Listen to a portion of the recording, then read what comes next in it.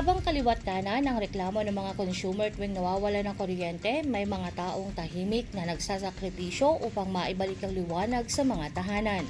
Umani ng papuri at positibong komento mula sa mga netizen ang Facebook post ng NECO 2 Area 1 matapos itong ibahagi ang video ng bayanihan ng kanilang mga lineman sa Karanglan. Makikita sa video ang mga lineman na magkakatuwang na buhat-buhat ang isang malaking poste ng kuryente sa gitna ng mabundok na bahagi ng bayan. Sa caption ng naturang post, "This is what it looks like, bayanihan at Karanglan para mas mapaghusay ang serbisyo sa inyo." Isa sa mga nagkomento na dating lineman din sa nasabing bayan ang nagpahayag ng kanyang pag-unawa at paghanga sa sakripisyo ng mga manggagawa.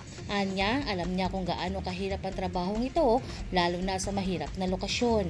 May isa ding netizen ang nagsabing sana ay magkaroon ng kaunting konsiderasyon ng publiko, lalo na kapag nagkakaroon ng power interruption.